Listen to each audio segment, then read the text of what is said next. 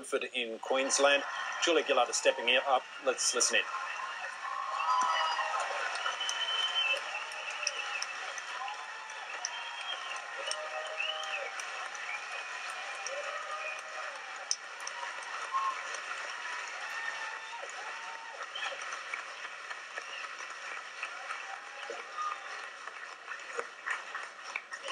Ladies and gentlemen, I just should say that this is a great honour, but we've got a very limited time, so there won't be the ability, as we've had with previous guests over the years, for question time.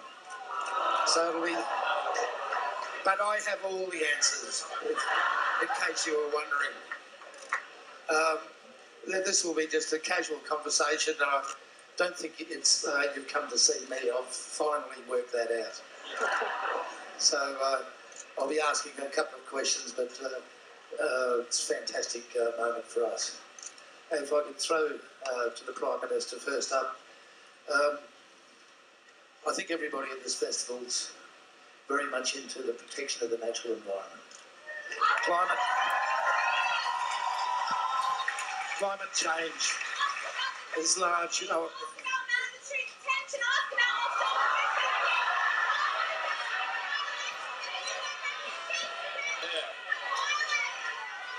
But,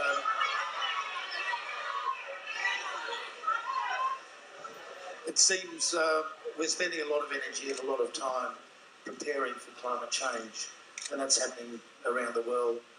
Does that mean we're giving up on preventing it? We're not giving up on preventing it, but the scientists are telling us, even if we do everything that we can now, that we're still going to see temperature rises. I mean, the aim of all of this has been to try and minimise temperature increases to no more than we're going to struggle to get that done. So we've got to do everything we can to reduce the amount of carbon that our economies are generating and do everything we can to minimise the degree of climate change we're going to see over this century and into the next. But we are going to see some climate change too. And so we've got to work to address what that's going to mean for our coastlines in terms of drought, extreme weather events. All of these things are going to impact on Australia. When I look back on 2012, gee, we've been through a pretty fast and furious and hard debate about carbon pricing, and it's been some difficult days. But I think that done, the start means we can... Straight shoot, and the pace has been so slow. Big changes always take time, so it's not really the pace that frustrates me. Some of the tenor of the debate frustrates me because there's no point pretending we don't have a really big problem, that the whole world... that the whole world's got a really big problem, and really big problems don't go away. You've got to face up to them. And yes, there'll always be some legitimate debates about the best way to face up to them, but some of the shrillness we've seen in our political debate over the last 12 to 24 months hasn't been about finding the best way, it's been about the roughest politics. So we know the best way is putting a price on carbon, we know the best way is a market mechanism, and we've got there. Okay. Just moving on, I've got a number of questions. Bob, did you have a comment on? No, the one point I want to make is that one thing in general political discussion which drives me absolutely insane is the suggestion from some people there's not really much difference between the parties. There's a hell of a lot of difference, but on one issue in which there's absolutely fundamental difference, it is this question of accepting the reality of change and the necessity for action. And the other side of politics is inhabited by a group of people who deny the reality. And this is an absurdity and a danger.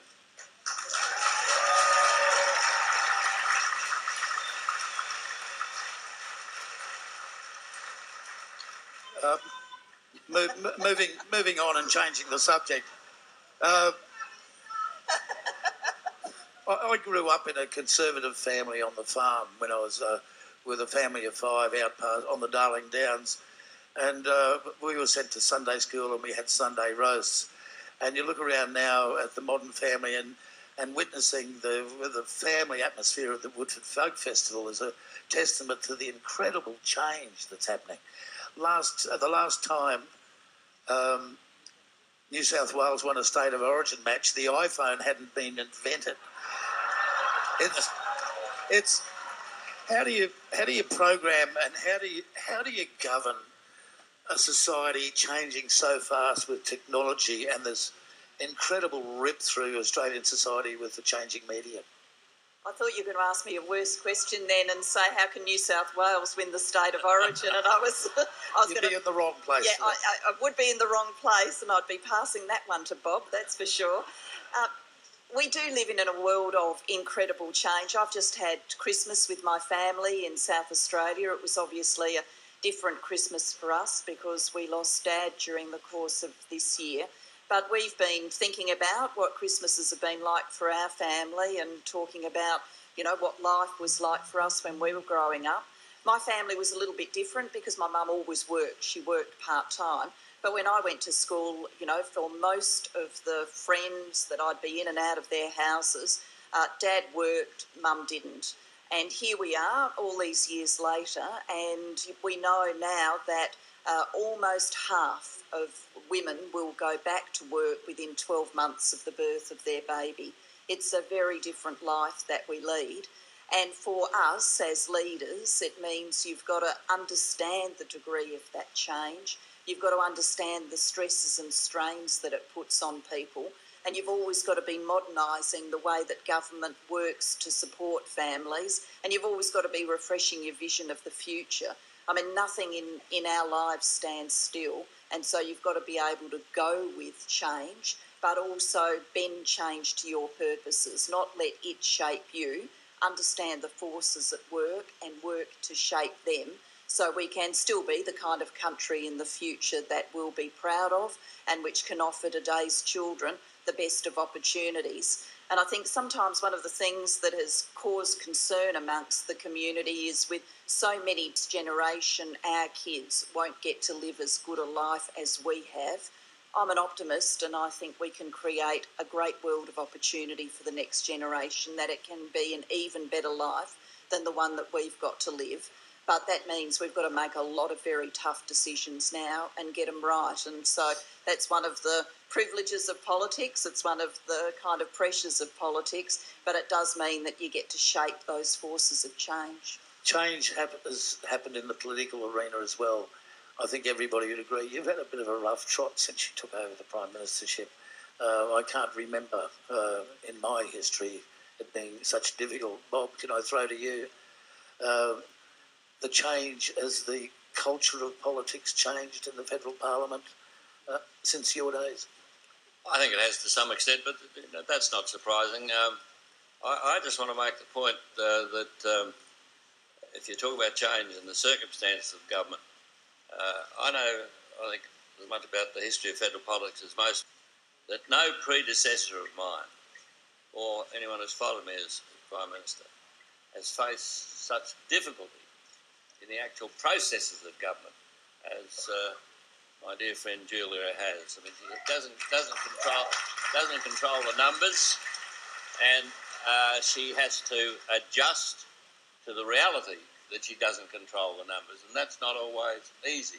It means some compromises. But the thing that to me is outstanding is if you look at the legislative record of this government, it is quite remarkable. It is above average in terms of actual achievement in those difficult circumstances. So, yep, the climate has changed, and it will always, while you have this sort of situation, be difficult for Julia. But I want to make the point generally about change and coming back again to this government, that my very, very strong assertion and recommendation to everyone about change is don't be frightened of change.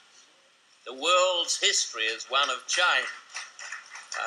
And the challenge is to make sure that people are best equipped to deal with that change and to be able to develop themselves so that they can get the best out of this changing world and make the best contribution.